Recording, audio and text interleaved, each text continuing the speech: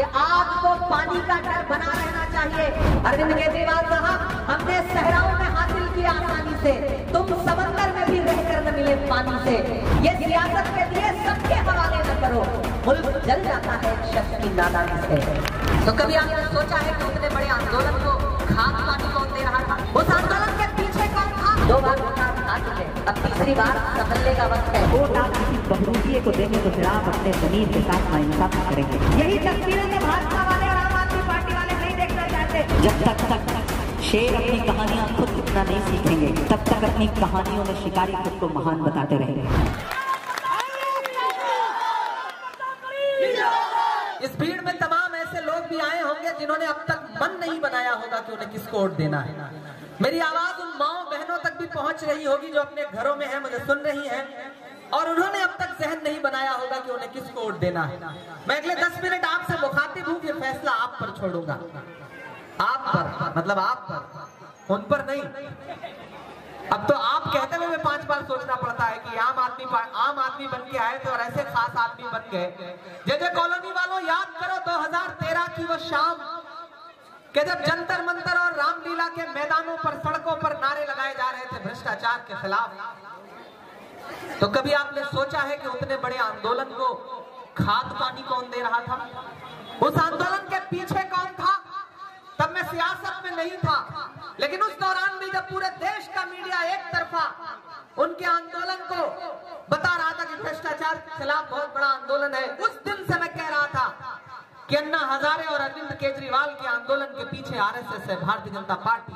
मैं उस दिन से कहता था, तब शायद मेरी समझ इतनी बड़ी ना रही हो, लेकिन मुझे अंदर से नजर आता था। मेरी छठवीं अंदर कहती थी कि ये जो मंच पर खड़े होकर के भ्रष्टाचार के खिलाफ बड़ी बड़ी बातें करने वाले कुछ चेहरे हैं, दरअसल इनके पीछे मुझे आरएसएस की आवाज सुनाई पड़ती। और याद करिए कि 2013-14 में किस तरह से शीला दीक्षित जी को और स्वर्गीय डॉक्टर मनमोहन सिंह साहब को क्या क्या नहीं कहा अरविंद केजरीवाल और उनके साथियों ने। और ऐसा प्रत्याशी आपको दिया, ऐसा विधायक आपको दिया जो 10 साल से आपके विधायक हैं, मैंने सुना है। लेकिन मैं आ रहा था तो सड़कें ऐसी हैं कि इस पे चलिए तो पता ही नहीं चलता कि आप सफर कर रहे हैं कि आखिरी सफर कर रहे हैं। गड्ढों में सड़कें हैं, सड़कों में गड्ढा है, पता ही नहीं चलता। मेरे भाई, ऐसे में आपको एक फैसला तो करना पड़ेगा, एक स्टैंड तो लेना पड़ेगा। भाजपा हो, आम आदमी पार्टी हो, एक बड़ा भाई है, एक छोटा भाई है, और उन दोनों की लड़ाई जो है वो रागिनी नायक जी से है। रागिनी नायक जी कांग्रेस पार्टी की एक तेज तर्रार न सिर्फ प्रवक्ता है, बल्कि पार्टी की लीडरशिप इन पे भरोसा भी जताती है। राहुल गांधी जी हो, सोनिया गांधी जी हो, प्रियंका गांधी जी हो, मैंने अपनी आंख से देखा है। मुझको पार्टी ने कहा प्रॉपर, मैं महाराष्ट्र था, कल मेरा कार्यक्रम था, मुझे पार्टी की तरफ से कहा गया कि इमरान बहुत शानदार चुनाव लड़ रही है रागिनी नायक जी, उनके लिए जाइए, अपने लोगों के बीच में जाइए, उन्हें समझाइए, उनको बताइए कि आदमी एक बार धोखा खाता है, 2 बार धोखा खाता है, तीसरी बार उसको संभलना चाहिए। 2 बार धोखा आप खा चुके हैं, अब तीसरी बार संभलने का वक्त है। किसी फिल्म का एक डायलॉग था कि आग को पानी का डर बना रहना चाहिए। आपने झोली भर भर के आम आदमी पार्टी को वोट दिया तो आपकी अहमियत, आपके वोटों की अहमियत, आपकी खुददारी की अहमियत, आपके सम्मान की अहमियत सब रसातल में चली गई। इसलिए इस चुनाव में आम आदमी पार्टी को, भाजपा को यह एहसास दिलाइए कि जे कॉलोनी की जनता, वजीरपुर की जनता बहन रागिनी नायक के साथ खड़ी है, और इस बार आप इनको विधायक बना करके असेंबली में भेजने जा रहे हैं। रागिनी बिना विधायक रहते हुए देश के टीवी चैनलों पे जिस मजबूती के साथ लड़ती हैं, जिस हिम्मत के साथ लड़ती हैं और बड़े बड़ों की बोलती बंद करा देती हैं, सोचिए अगर ये विधायक बन के असेंबली में खड़ी होंगी तो कितनी मजबूती के साथ आपकी लड़ाई लड़ेंगी। मैं वो दिन देख रहा हूं कि बहन रागिनी नायक असेंबली में होंगी दिल्ली की, तब इनकी आवाज को और मजबूती मिल चुकी होगी। हमने सहराओं में हासिल किए आसानी से, अरविंद केजरीवाल साहब, हमने सहराओं में हासिल किया आसानी से, तुम समंदर में भी रहकर न मिले पानी से। ये सियासत के दिले सबके हवाले न करो, ये सियासत के दिए सबके हवाले न करो, मुल्क जल जाता है एक शख्स की नादानी से। कभी नरेंद्र मोदी जी निकले 4 किलोमीटर कभी केजरीवाल जी चले 400 मीटर नफरत के खिलाफ? नहीं, मैं चला हूँ राहुल गांधी के साथ, मैंने देखे हैं उनके पांव के छाले। मुझसे मीडिया के साथ ही कहते थे कि इमरान साहब आप राहुल जी के साथ पैदल चल रहे हैं, क्या कहेंगे आप तो शायर हैं। तब मैं उनसे कहता था कि जो हर जालिम से टकराएगी वो आंधी बनाऊंगा, जो हर जालिम से टकराएगी वो आंधी बनाऊंगा, नए अंग्रेज आए हैं नया गांधी बनाऊंगा। मैंने देखा है उस शख्स के पांव के छाले, आज उस पांव के छालों का कर्ज चुकाने का वक्त है। मैं तो दिल्ली की आवाम से कहना चाहता हूं और खास तौर से अपने समाज के लोगों से कहना चाहता हूं, अगर दिल्ली में जलते हुए घरों की आग बुझाने के लिए राहुल गांधी खड़ा है, अगर हाथरस में दलित बिटिया के लिए राहुल गांधी खड़ा है, अगर संभल में बिछी हुई लाशों पर सवाल पूछने के लिए राहुल गांधी खड़ा है, अगर मणिपुर की बेटियों के लिए राहुल गांधी खड़ा है, अगर कन्याकुमारी में राहुल गांधी खड़ा है, अगर कश्मीर में राहुल गांधी खड़ा है, अगर सब्जी मंडी के सब्जी बेचने वालों गरीबों के साथ राहुल गांधी खड़ा है, अगर यूपीएससी के स्टूडेंट्स के साथ राहुल गांधी खड़ा है, अगर किसानों के साथ धान लगाते हुए राहुल गांधी खड़ा है, अगर इतने सब मामलों में आपके लिए राहुल गांधी खड़ा है और वोट आप किसी बहुरूपिये को देंगे तो फिर आप अपने जमीर के साथ नाइंसाफी करेंगे। ये मैं आपसे कहने आया हूं। आज रात में तन्हाई में जब सोने जाइएगा तो एक बार अपने दिल से सवाल करिएगा कि आया था 35-36 साल का एक नौजवान और आपके सामने अपना दामन फैला के ये कह रहा था कि इस देश को एक सच्ची और अच्छी राजनीति की जरूरत है। आपको अरविंद केजरीवाल ने ठगा, आपको नरेंद्र मोदी जी ने ठगा। अगर आप चाहते हैं कि इस देश में डॉक्टर बाबा साहब अम्बेडकर का संविधान बचे, इस देश में लोकतंत्र बचे, महात्मा गांधी के सिद्धांत बचे, पंडित जवाहरलाल नेहरू के उसूल बचे, मौलाना आजाद के सपने बचे, तो फिर आपको राहुल गांधी के साथ कांग्रेस के साथ खड़ा होना पड़ेगा। मैं अपनी बहन के लिए आपके बीच में आया हूं। यही तस्वीरें तो भाजपा वाले और आम आदमी पार्टी वाले नहीं देखना चाहते कि बहन रागिनी नायक के लिए अपना दामन फैला करके कोई इमरान खड़ा होकर के वोट मांग रहा है। यही वो तस्वीरें हैं, यही वो राजनीति है जो कांग्रेस पार्टी करती है। इसलिए मैं आपसे अपील कर रहा हूं कि 5 तारीख को घरों से बाहर निकलिए और जिन्हें यह लगता है कि वह साजिश करके, पैसा बांट के, बरगला करके बहन रागिनी नायक का कुछ नुकसान कर लेंगे, मैं उनसे कहना चाहता हूं कि कैंची से चरागों की लवें काटने वालों, कैंची से चरागों की लवें काटने वालों, कुदरत के करिश्मों से लड़ोगे तो मिटोगे। तुम फूल चुटकी में मसल सकते हो लेकिन खुशबू को बिखरने से नहीं रोक सकोगे। कांग्रेस की जो मोहब्बत की खुशबू है, इस खुशबू के साथ खड़े होइए, इस खुशबू के साथ चलिए। और ये जेल काट करके लौटे हुए अरविंद केजरीवाल जी, जेल काट के लौटे हुए मनीष सिसोदिया जी, जेल काट के लौटे हुए सत्येंद्र जैन साहब, और भी कई मंत्री हैं, मैं तो नाम ही भूल गया हूं, इतना उनका जेल का अप एंड डाउन चलता रहता है कि अब नाम याद रख पाना मुश्किल होता है। हम यहाँ भी नाम ले रहे हैं, पता नहीं कौन सा आम आदमी पार्टी का मंत्री जो है वो जेल जा रहा हो या जेल जाने की तैयारी में हो, क्योंकि आपने शराब बेच करके चाय वाले को इतना चिढ़ाया, इतना कंपटीशन किया कि फिर उसने आपके साथ वही व्यवहार शुरू किया जिसके आप हकदार थे। मेरे भाई, मैं आखिर में आपसे ये कहूंगा कि बहन रागिनी नायक जी और अशोक बसोया साहब, अशोक भाई कहाँ है? अशोक भाई आप इधर आइए। अब इनको बहन बना लिया है तो आपसे तो अलग ही रिश्ता हो गया ना।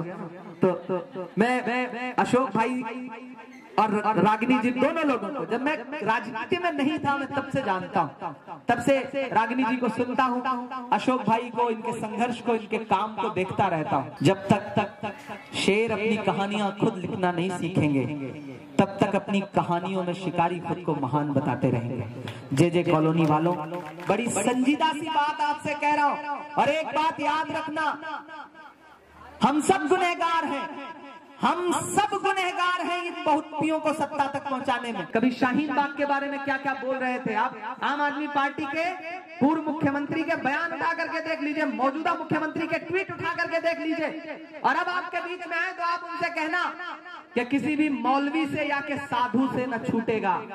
याद रखना और इन मिस्रों को घर लेके जाना कि किसी भी मौलवी से या के साधु से न छूटेगा, मदारी के किसी करतब से, जादू से न छूटेगा। सफाई कर रहे हो तो जरा दामन की भी कर लो, हमारे खून का धब्बा है, झाड़ू से न छूटेगा। झाड़ू के तिनके बिखर रहे हैं, आप हाथ के पंजे पर बटन दबाइए और कस करके पंजे से झाड़ू पकड़ के कह दो भैया साइड में चलो, अब तुम दिल्ली का कचरा नहीं साफ करते, जो तुमने दिल्ली में कचरा फैलाया है उसको कांग्रेस पार्टी साफ करने का काम करेगी। ये मैं आपसे गुजारिश कर रहा हूं, ये मैं आपसे अपील कर रहा हूं साथियों। आने वाली 8 तारीख को परिणाम आएगा, 8 तारीख को रिजल्ट आएगा। मैं जहां भी रहूंगा मेरी नजरें वजीरपुर विधानसभा में रहेंगी। आप 5 तारीख को घर से निकलेंगे और हाथ के पंजे का बटन दबाएंगे तो आप सिर्फ ये मत सोचना कि आपका वोट सिर्फ रागिनी नायक को जाएगा, नहीं, आपका वोट मोहब्बत के उस मसीहा को जाएगा जिसका नाम राहुल गांधी है। आपका वोट इस देश में महिलाओं की सबसे सशक्त आवाज बहन प्रियंका गांधी को जाएगा। आपका वोट डॉक्टर बाबा साहब अंबेडकर के सच्चे अनुयायी मल्लिकार्जुन खड़गे जी को जाएगा। आपका रागिनी नायक को दिया गया एक वोट इमरान प्रतापगढ़ी पे आपका एहसान होगा। ये आपसे अपील करने के लिए, आपसे गुजारिश करने के लिए आया हूं।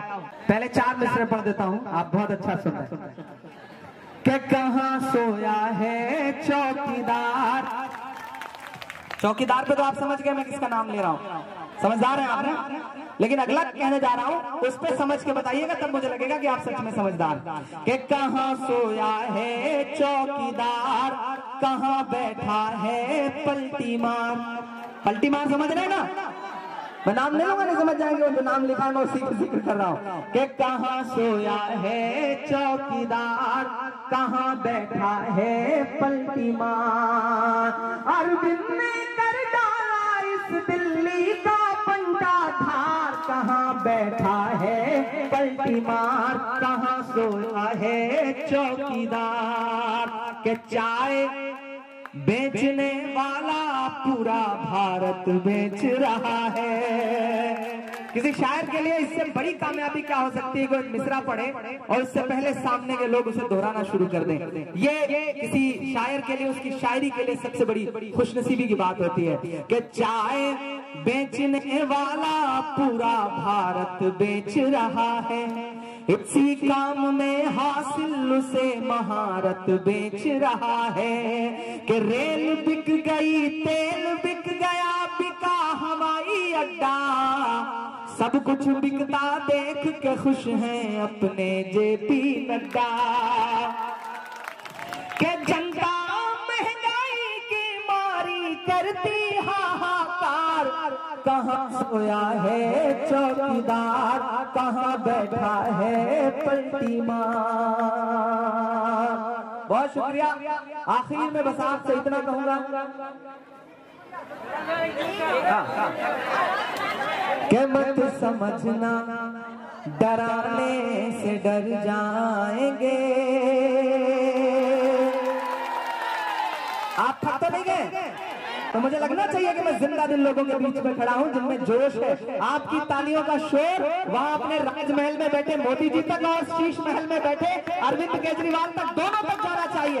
मैं पढ़ता हूं कि मत समझना डराने से डर जाएंगे, अब के साथी हदों से गुजर जाएंगे। मौत के नाम का खौफ देता है क्यों, मौत के नाम का खौफ देता है क्यों।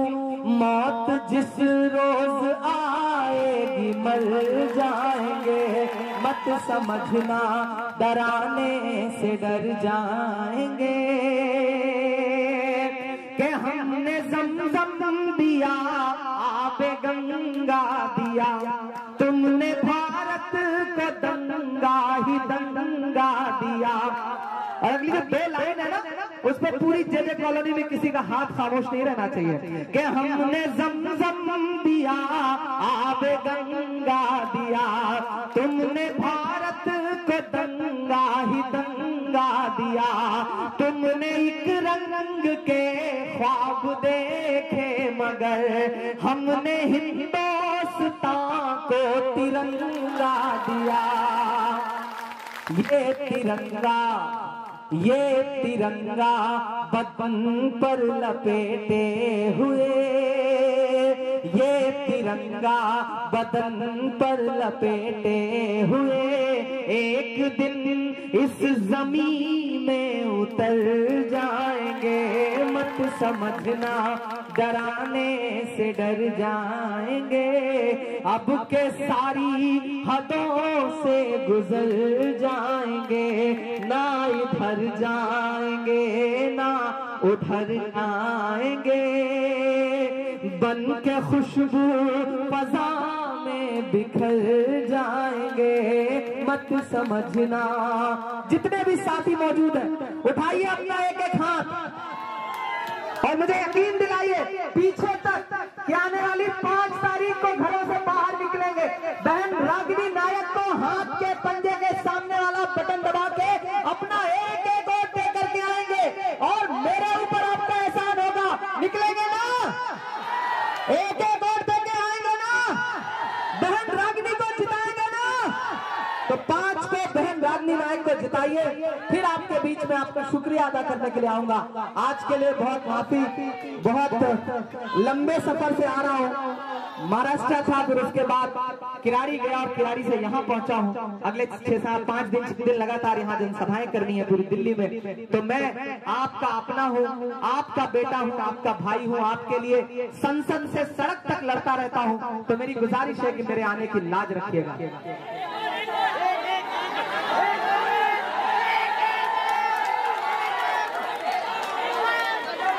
जख्म पर जख्म खा के निकले हैं, जख्म पर जख्म खा के निकले हैं, हम कर मुस्कुरा के निकले हैं। सर झुकाने का हुक्म जब आया,